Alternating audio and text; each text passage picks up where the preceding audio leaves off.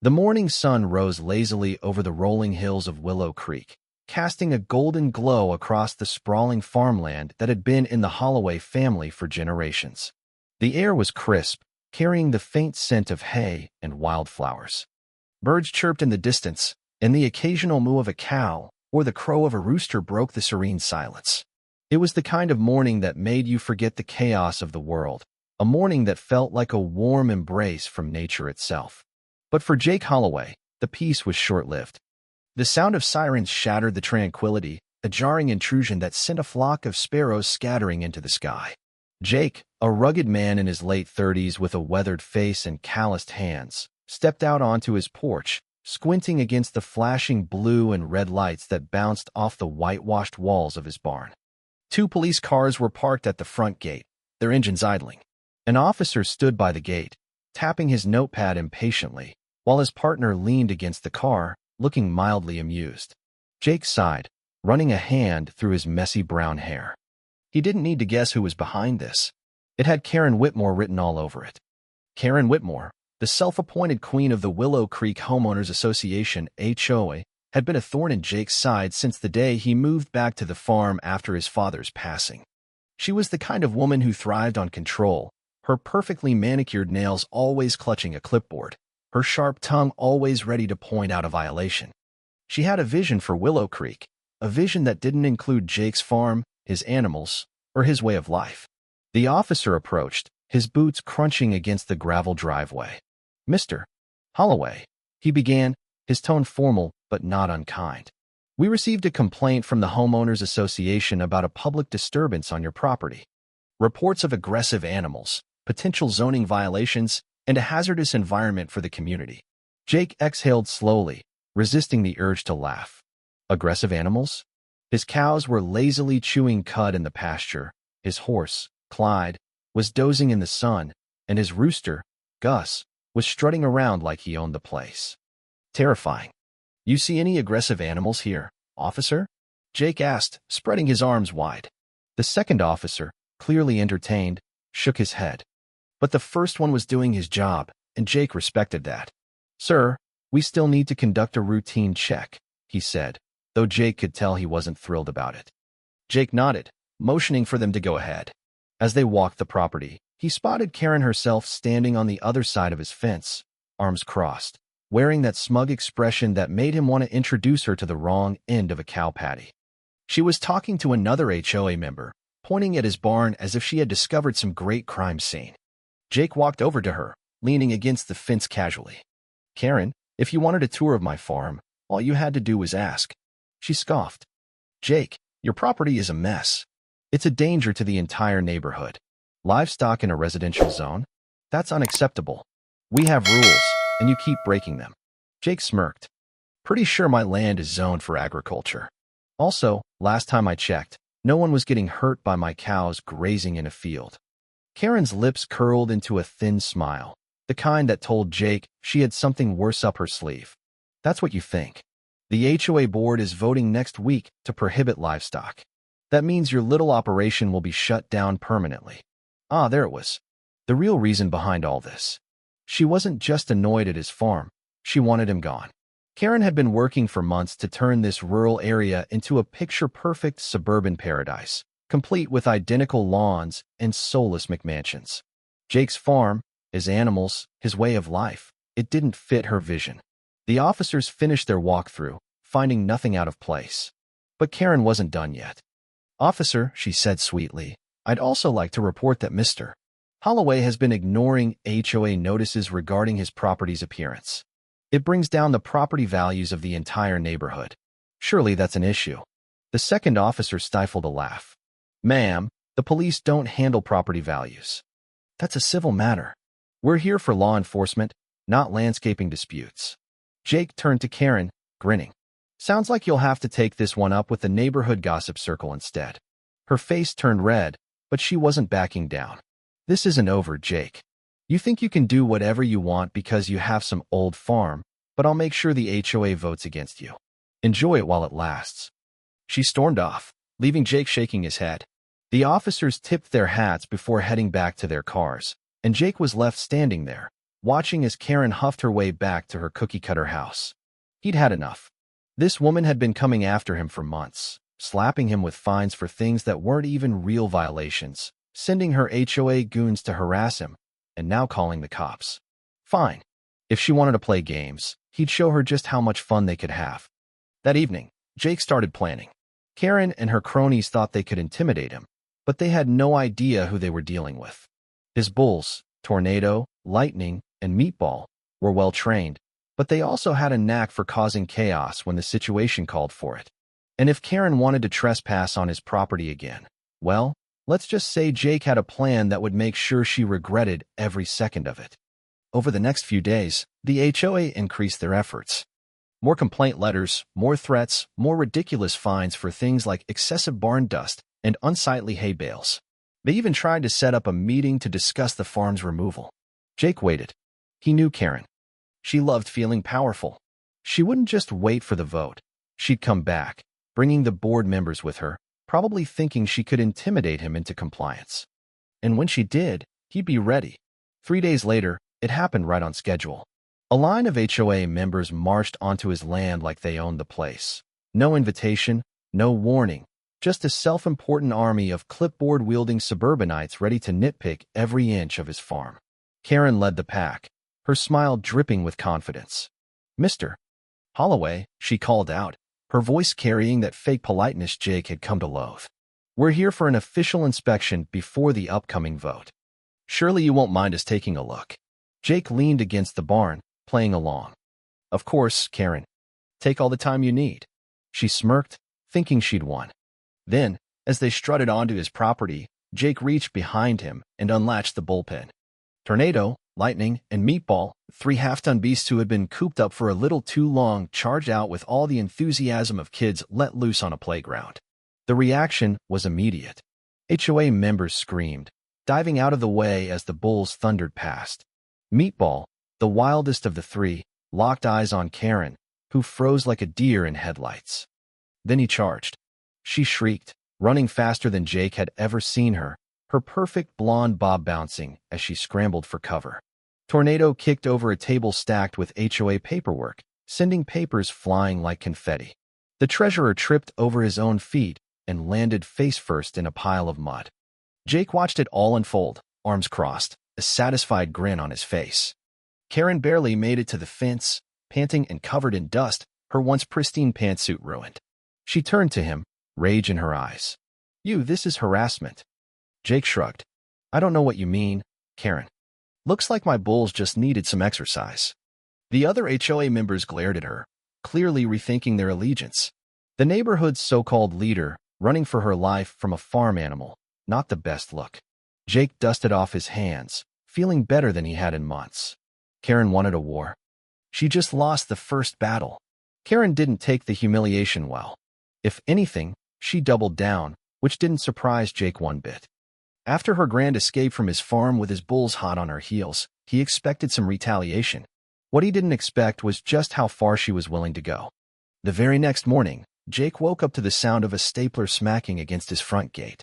He stepped out onto his porch with his coffee in hand, only to find a brand new sign posted right in front of his driveway. Notice of upcoming HOA vote. Prohibition of livestock in the community. Jake let out a long sigh, taking a slow sip of his coffee while reading the fine print.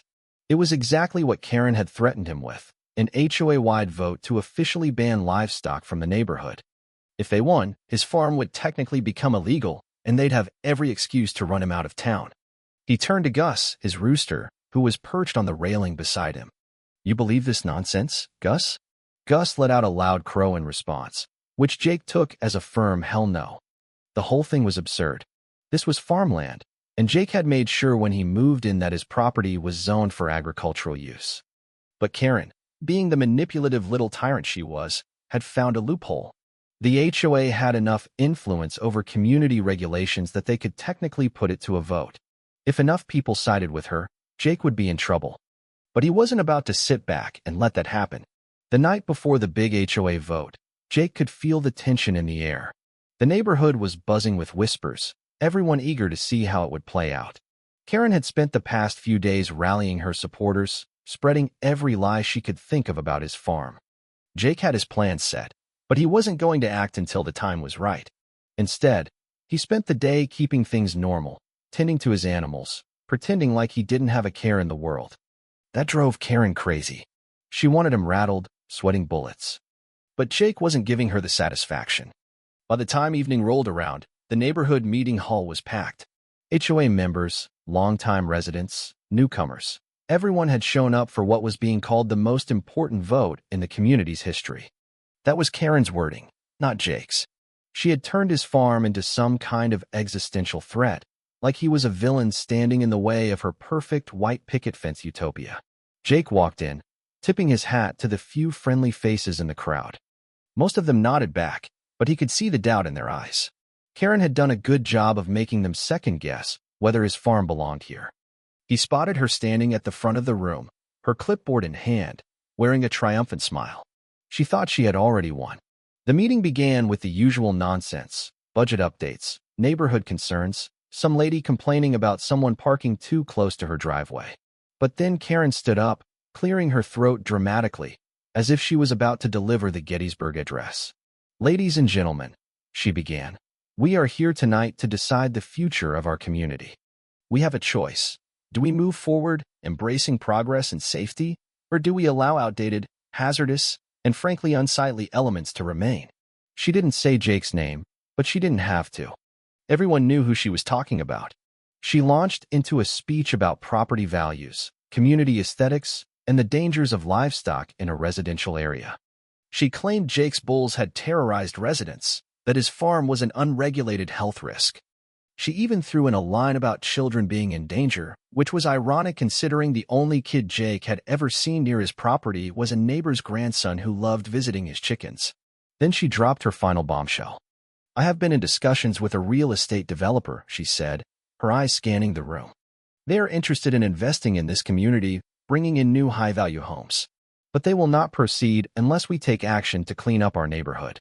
That starts with ensuring that farms, barns, and large livestock are no longer allowed within our HOA." That got the room buzzing. Some people nodded in agreement, but others looked uneasy. They didn't like Jake, sure, but they also didn't like the idea of their quiet town turning into some overdeveloped nightmare. Jake stood up. "Well, that was quite a speech, Karen," he said, taking his time walking to the front of the room. "You almost convinced me that I was some kind of outlaw." A few chuckles rippled through the crowd, but Karen wasn't amused. Jake turned to face everyone. "Folks, I've lived here for a while now. I've been nothing but a good neighbor.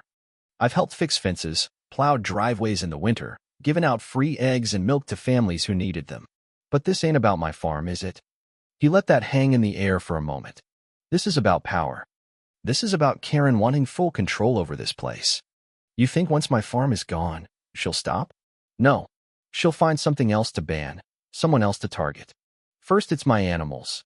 Next it'll be your gardens being too tall, your sheds being the wrong color, your cars parked in the wrong direction. That's how it starts." People were shifting in their seats now, glancing at each other. They knew Jake wasn't wrong. Karen forced a laugh. "Jake, please don't be dramatic." "Oh, I'm not," Jake said, smiling. "You want to talk about drama? Let's talk about that developer you mentioned." He reached into his pocket and pulled out a few papers. "I did some digging. Turns out this developer isn't some big company looking to invest in the community. It's Karen's cousin. She's got a deal lined up to sell off land at a premium price, land that just so happens to be mine if she can get me out of here." That sent a shockwave through the room. Karen's smug expression faltered. "That's ridiculous," she said quickly. "That's a complete fabrication." "Oh, is it?" Jake held up the documents. "Because I've got proof. Emails, transaction records, and a little note from your cousin about how you'd get a cut of the profits." The murmurs turned into full-on conversations. People were glaring at Karen now. A few of the HOA members who had been on her side started distancing themselves, literally leaning away from her. Someone in the back spoke up. "Is this true, Karen?" She sputtered, looking around for support, but it was crumbling fast. She had spent so much time making Jake the bad guy that she hadn't realized how much people already disliked her. Then, just to drive the final nail into the coffin, Jake turned to the HOA president. "By the way, you might want to check your rules about livestock. Turns out there's a grandfather clause that protects farms that existed before the HOA was established. And guess what? My farm has been here since 1965. Karen's face lost all color. She knew she had lost. The HOA president cleared his throat. I think we've heard enough. Let's put it to a vote. It wasn't even close. The majority voted against Karen's proposal, officially shutting down any attempt to remove Jake's farm. The few who had supported her before now sat in awkward silence, avoiding eye contact. Karen stormed out, defeated, humiliated, and with no more tricks left to play. The HOA members quickly turned on her, calling for her resignation as president. Within the week, she stepped down in disgrace. A few days later, Jake threw a barbecue for the whole neighborhood. Even some of the folks who had been unsure about him before showed up, drawn in by the smell of ribs and smoked brisket. People laughed, drank, and for the first time in a long time, actually enjoyed themselves without worrying about some ridiculous HOA rule hanging over their heads. Karen, of course, wasn't invited. But that didn't stop her from trying to sneak onto Jake's property again, probably hoping to complain about the noise. That's when Meatball spotted her. The last thing Jake saw before she disappeared down the road was her sprinting for her life, his bull trotting behind her, looking like he was having the time of his life. Jake leaned back in his chair, sipping his drink. Peace at last. In the weeks that followed, the neighborhood began to change. Without Karen's iron grip, people started to relax.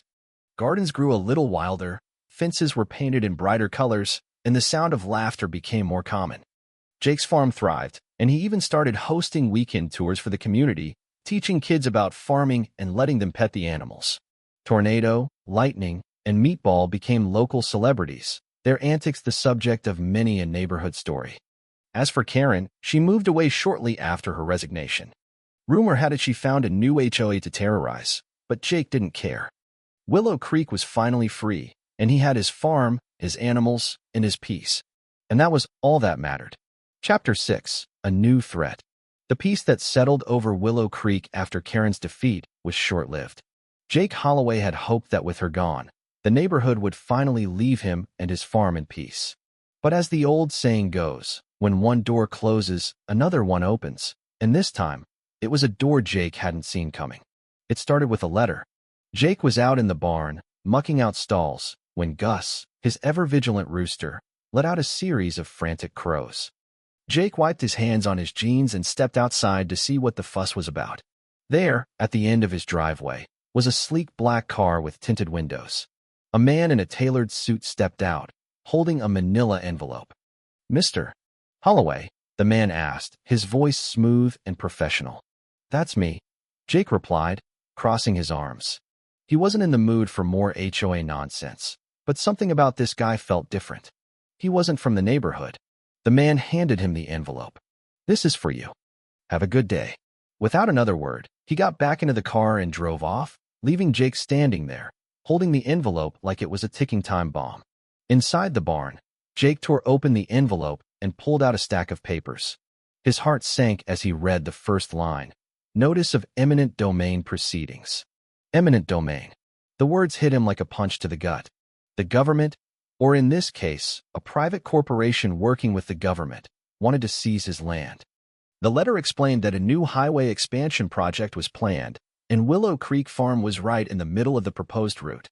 Jake's hands trembled as he flipped through the pages. The offer they were making for his land was laughable, barely enough to cover the cost of relocating his animals, let alone starting over somewhere else. And even if he fought it, the legal fees alone would bankrupt him. He sank down onto a bale of hay, his mind racing. This wasn't just about his farm anymore. This was about his family's legacy, his way of life. He couldn't let them take it away. Jake knew he couldn't fight this battle alone. He needed allies, and fast. The first person he called was his old friend, Sam Carter, a lawyer who specialized in property rights. Sam had helped Jake out of a few tight spots over the years, and if anyone could make sense of this mess, it was him. Sam arrived at the farm that evening, his briefcase in hand and a determined look on his face. "All right, Jake," he said, setting up his laptop on the kitchen table. "Let's see what we're dealing with." For hours, they pored over the documents, dissecting every clause and fine print. Sam's expression grew grimmer with each passing minute. This isn't just a highway project, he finally said. This is a land grab. They're not just after your farm, Jake. They're after the whole valley. Jake's stomach churned. What do you mean? Sam pointed to a map on his laptop screen. See this? The proposed route doesn't just cut through your land. It goes right through the heart of Willow Creek. They're planning to turn this whole area into a commercial zone. Shopping centers, office buildings, the works. Your farm is just the first domino. Jake clenched his fists. So what do we do? Sam leaned back in his chair, his eyes narrowing. We fight. But we're going to need more than just legal arguments. We need the community on our side. The next morning, Jake and Sam called a town meeting.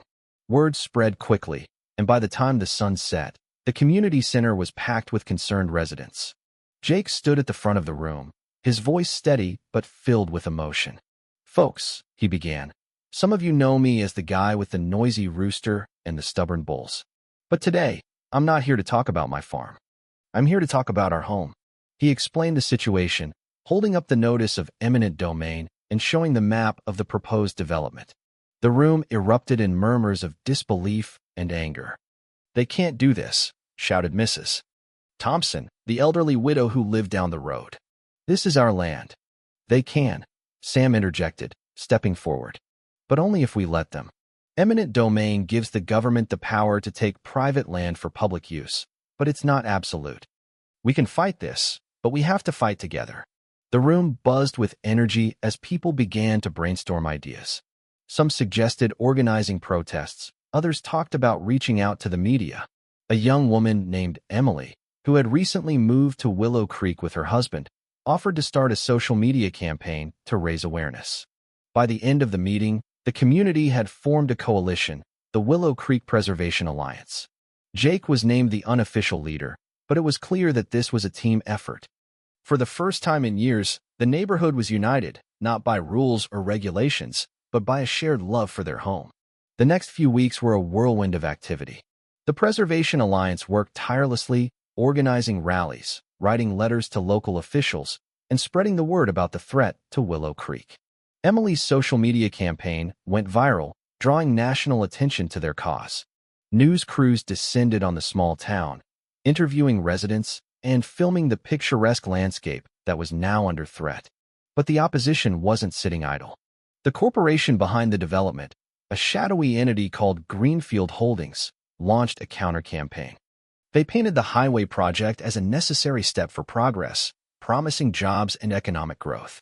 They even offered to compensate residents for their land, though the amounts were insultingly low. Jake found himself at the center of the storm, juggling interviews, meetings, and the day-to-day responsibilities of running the farm. It was exhausting, but he couldn't afford to slow down. Every day brought new challenges, from legal hurdles to personal attacks. Greenfield Holdings tried to discredit him, spreading rumors that he was only fighting to protect his own interests. But Jake had the community behind him, and that made all the difference. The turning point came during a public hearing at the county courthouse. The room was packed with residents, reporters, and representatives from Greenfield Holdings. Jake sat at the front, flanked by Sam and Emily, as the corporation's lawyers presented their case. They spoke of progress, of economic benefits, of the greater good. But when it was Jake's turn to speak, he stood up and looked out at the crowd. Progress, he said, his voice steady but filled with emotion. What kind of progress destroys a community? What kind of progress takes away people's homes, their livelihoods, their way of life? This isn't progress. This is greed. He held up a photo of his farm, taken at sunrise. This is what they want to destroy. Not just my farm, but everything that makes Willow Creek special. The rolling hills, the open fields, the sense of community that you can't find anywhere else. Is that what we're willing to sacrifice for a few more shopping centers? The room erupted in applause. Even some of the reporters were visibly moved. The representatives from Greenfield Holdings shifted uncomfortably in their seats. When the hearing ended, the county officials announced that they would take the community's concerns into consideration before making a final decision. It wasn't a victory, but it was a step in the right direction. The fight dragged on for months, but the Preservation Alliance refused to back down. They organized more rallies, gathered more signatures, and kept the pressure on the officials. Jake's farm became a symbol of the resistance, a reminder of what was at stake. Finally, the day of the final decision arrived. The county board was set to vote on whether to approve the highway project. The room was packed, the tension palpable. One by one, the board members cast their votes. Jake held his breath as the final tally was announced. The motion to approve the highway project is denied. The room erupted in cheers. Jake felt a wave of relief wash over him. They had done it. They had saved Willow Creek. In the weeks that followed, life in Willow Creek slowly returned to normal. The threat of the highway project was gone, but the sense of community that had been forged during the fight remained stronger than ever. Jake's farm thrived, and he continued to host tours for the community. Tornado, Lightning, and Meatball became local legends, their antics the subject of many a neighborhood story. As for Greenfield Holdings, they quietly withdrew from the area, their plans for development thwarted. Jake couldn't help but feel a sense of satisfaction. They had tried to take his land, but they had underestimated the power of a united community. One evening, as the sun set over the rolling hills, Jake stood on his porch, a cup of coffee in hand. Gus crowed in the distance, and the sound of laughter drifted up from the pasture, where a group of kids were playing with the animals. Jake smiled. This was his home, his legacy, and he would do whatever it took to protect it. Years later, Jake's farm was still standing, a testament to the power of perseverance and community. The Preservation Alliance had become a permanent fixture in Willow Creek, ensuring that the town's rural charm would be preserved for generations to come. Jake often thought back to the fight that had brought them all together. It hadn't been easy, but it had been worth it. They had proven that when people come together, they can overcome even the greatest challenges. And as he watched the sun rise over his fields, Jake knew that Willow Creek would always be home. Thank you for taking the time to listen to today's story on Store of Good Stories. If this story touched your heart or made you think, don't forget to hit like and share the video to spread this positive message to more people. And if this is your first time here, make sure to subscribe and turn on the notification bell so you won't miss any of the meaningful stories we share every week.